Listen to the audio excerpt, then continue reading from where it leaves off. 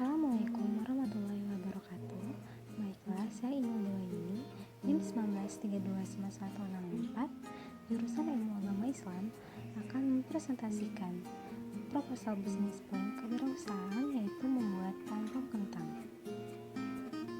Pom-pom kentang merupakan cemilan favorit masa kini yang mudah dibuat dengan bahan utamanya adalah kentang.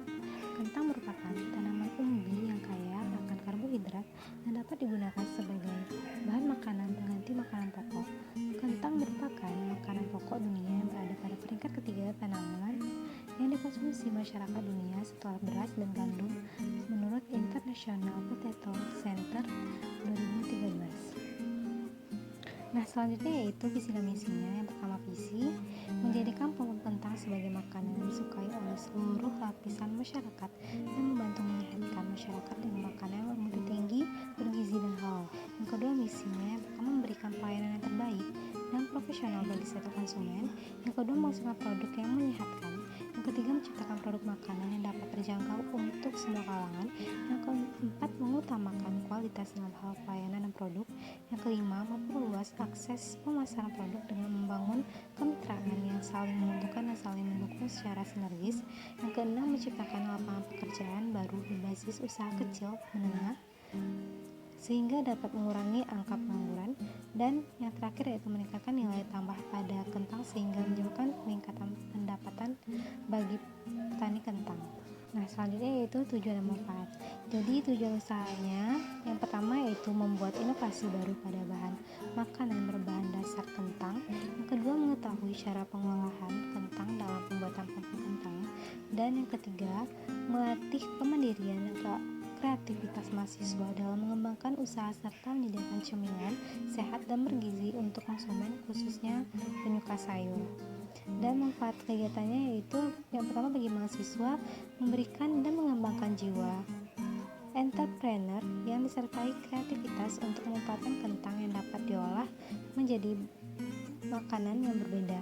Dan bagi masyarakat yaitu masyarakat dapat mengonsumsi olahan kentang dengan harga terjangkau sebagai olahan baru bagi masyarakat. Nah, selanjutnya yaitu konsep usahanya. Jadi usaha pom-pom kentang ini bergerak di bidang kuliner yang menggunakan kentang sebagai bahan utama dari produk ini. Masyarakat akhir-akhir ini gemar mengonsumsi makanan yang tidak hanya enak, tapi juga praktis dan murah meriah. Tentu saja kentang menjadi pilihan andalan untuk hal tersebut. Olahan kentang merupakan produk yang potensial dan seharusnya bisa dimanfaatkan sebagai sumber penghasilan yang menguntungkan. Kami memberikan premi seperti telur puyuh, sosis, dan bakso.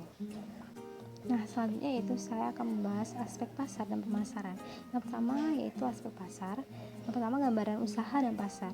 Jadi usaha pom-pom kentang ini merupakan usaha untuk memenuhi tugas kewirausahaan yang dibuat oleh saya, mahasiswi UNP.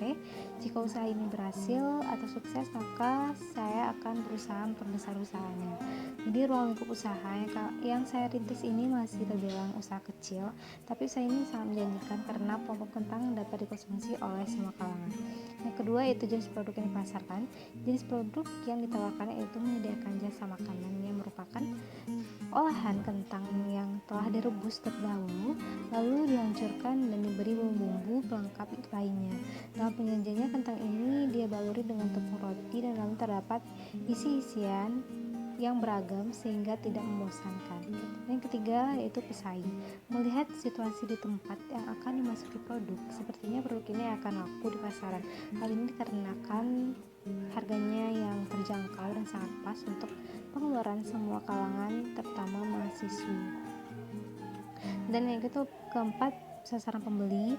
Pada usaha ini target konsumen kami yaitu masyarakat umum, terutama mahasiswa, dosen, dan pegawai Universitas Negeri Padang. Mengingat selera masyarakat, terutama para mahasiswa yang sangat menyukai makanan simpel seperti ini, dan tentu saja harganya yang murah meriah. Nah, selanjutnya itu masuk kepada aspek pemasaran. Yang pertama yaitu promosi. Dalam mengusahakan agar produk ke tangan konsumen, kami menyusun strategi pemasaran sebagai berikut.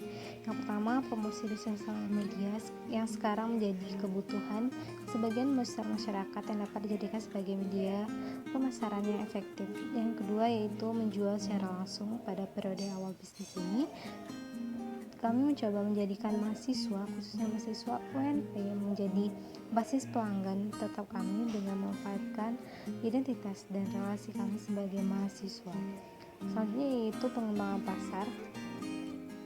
Setelah berhasil pada usaha pertama, kami akan mencoba untuk membuka cabang kentang baik di dalam kota maupun luar kota, agar nantinya para konsumen bisa lebih mengenal keunikan dan cita rasa dari pompong kentang. Yang ketiga yaitu pengembangan produk. Pengembangan produk ke depan adalah cara penyajiannya ataupun cara mendistribusikan pelanggan. Yang keempat yaitu langkah-langkah promosi. Pada permulaan kami akan mencoba memberikan potongan harga pada konsumen dan terus mempertahankan cita rasa yang kami punya tanpa mengubahnya ke yang lebih buruk. Nah, selanjutnya yaitu saya akan membahas analisis SWOT. Yang pertama yaitu kekuatan atau strength. Produk terbuat dari bahan yang mudah didapat, berkualitas baik dan higienis. Kandungan karbohidrat yang cukup tinggi dan cepat mengenyangkan karena memiliki varian isi walau hanya memakan beberapa pompom, serta harga sangat terjangkau dan di bawah pasaran. Yang kedua itu kelemahan atau weakness.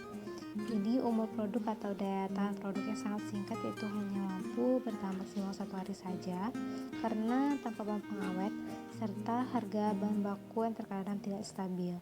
Yang ketiga yaitu peluang atau opportunities, yaitu pada masyarakat yang bisa dikatakan cukup sibuk untuk menyiapkan makanannya sendiri dan tidak ingin repot untuk hal itu, maka mereka akan mencari sebuah makanan untuk menggantikan hal itu secara cepat dan mudah, terbuat dari bahan yang berkarbohidrat tinggi dan mengenyangkan, sehingga memiliki kesempatan yang besar untuk membuat usaha ini diminati. Serta dengan adanya kreasi dan inovasi yang baru, usaha ini memiliki kesempatan untuk menguasai pasar. Nah, serta dengan harga yang terjangkau, maka akan meningkatkan minat konsumen untuk mencoba produk yang kami jual. Jika konsumen menyukainya, setelah mereka mencoba, menilai dan merasakan, maka mereka akan membeli lagi produk kita. Nah, yang terakhir yaitu ancaman atau threats. Yang pertama yaitu ancaman yang akan muncul pada usaha ini adalah produk mudah ditiru. Yang kedua yaitu selera konsumen variatif.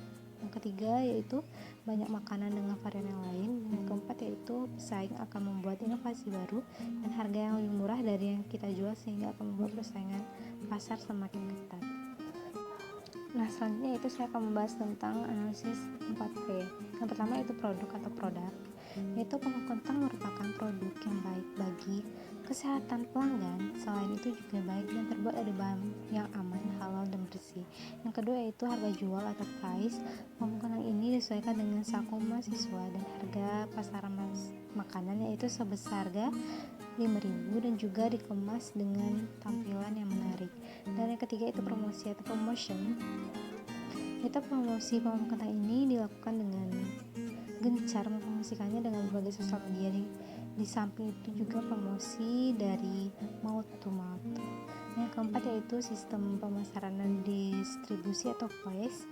Itu tempat yang akan digunakan dalam usaha ini adalah area kampus dan bazar-bazar yang diadakan kampus, sehingga mahasiswa mudah mendapatkannya.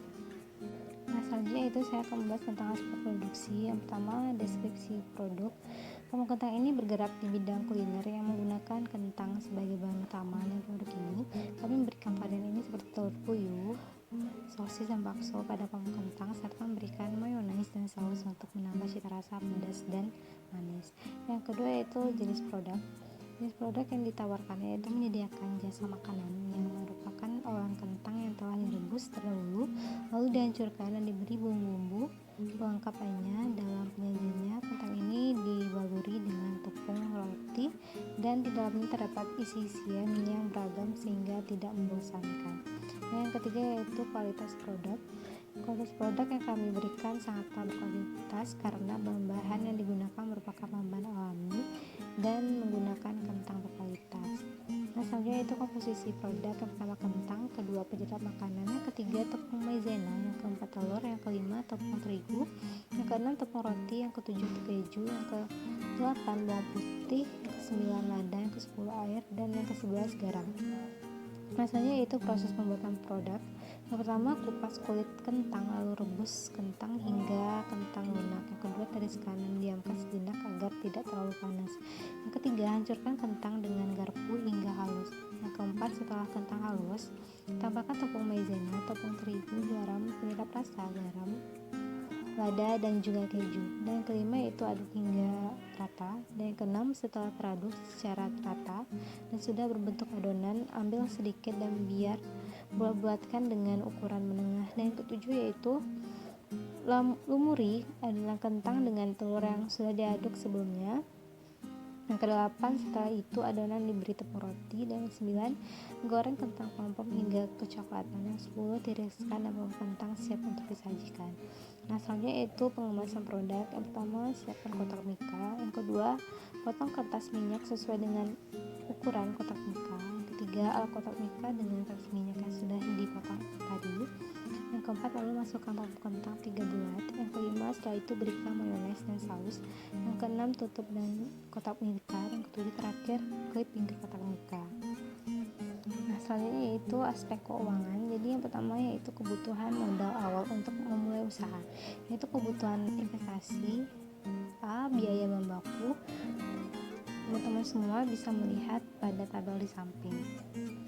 Nah, selanjutnya yaitu biaya alat dan teknologi. Teman-teman juga bisa melihat pada tabel di samping.